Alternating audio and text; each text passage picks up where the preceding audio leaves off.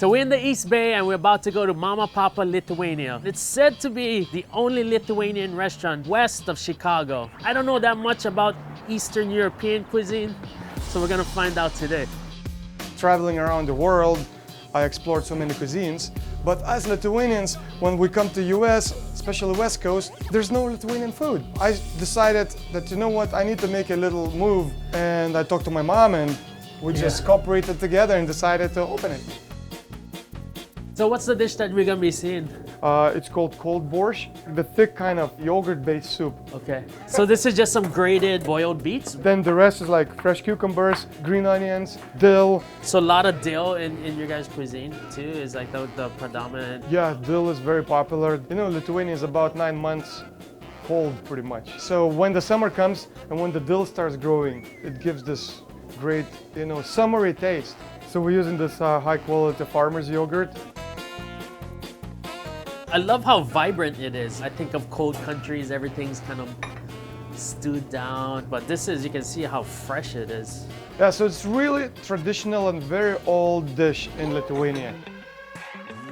So next, to make a cabbage rolls, basically what we do, we slightly boil them. We take ground pork mixed with boiled rice.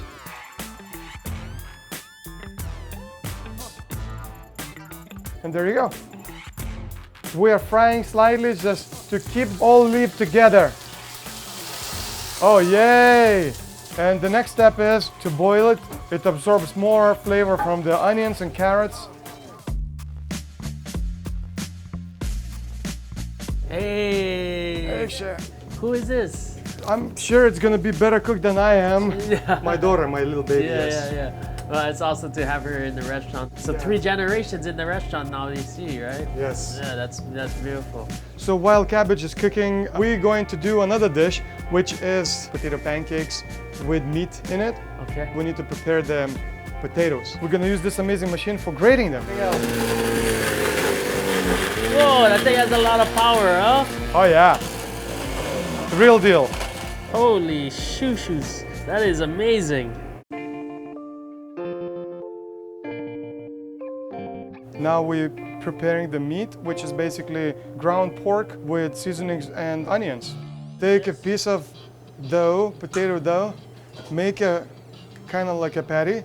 Then we're just going to put some meat and top it off with the same amount of potato dough.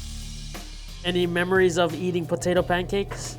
I mean, I've been eating them since day one, I guess. Yeah.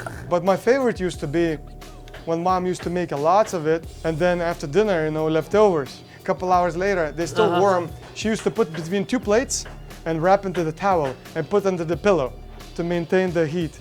Nice. And then you just pull out from the pillow that opening up and you just got those semi-warm potato pancakes. You just grab one with your arms and just eat it like that.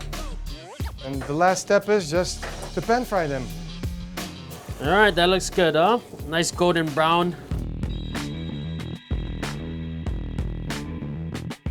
Lithuanian food, Lithuanian culture, not so many people know about it. So to see other Lithuanian restaurants around the world is really hard.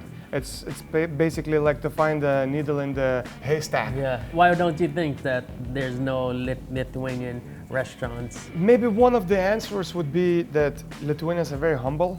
They think that other nations' foods are great and their food is just good for themselves, just to enjoy at home, which is not true, because before they haven't been traveling a lot because of Soviet Union and all closed curtains. So that's why probably they have that mentality going. But since when they're traveling around and now they see that their food is as great as any others, I couldn't understand at the beginning either.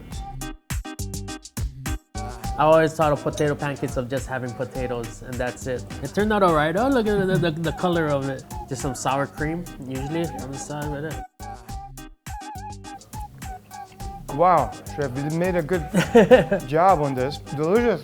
All of the flavor of the meat, as it cooks, it gets dispersed into the potato, so it picks up all of that flavor too. All right, the crown jewel in the middle is the stuffed cabbage.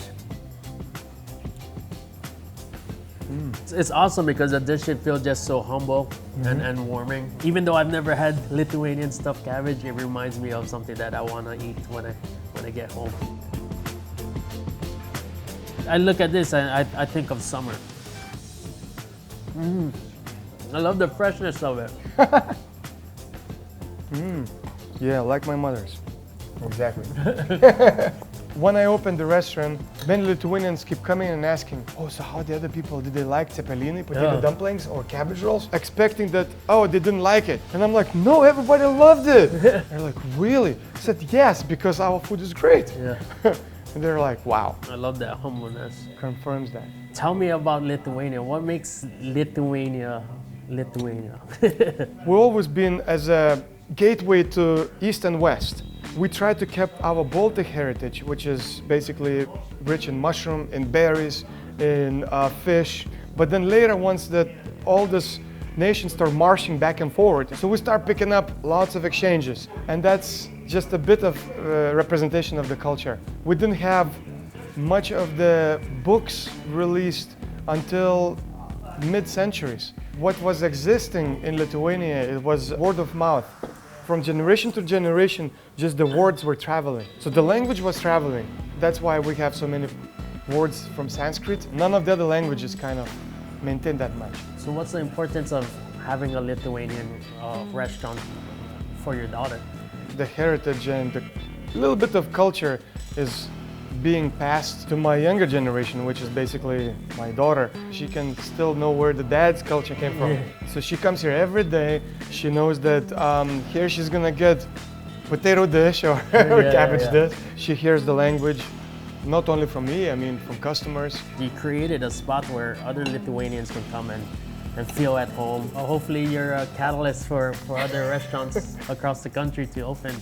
Living in this vibrant, you know, basically innovation center of the world, and suddenly I just have this mom's cooking every day. Yeah. Why are you guys so good in basketball? It's like good basketball, Lithuanian basketball. I guess it's in the blood. So that was supposed to be big, throwing up buckets, man, that guy. Yeah. This is amazing. Bringing the voice of my Arab heritage feels very important. I don't know how many times when I started Reams,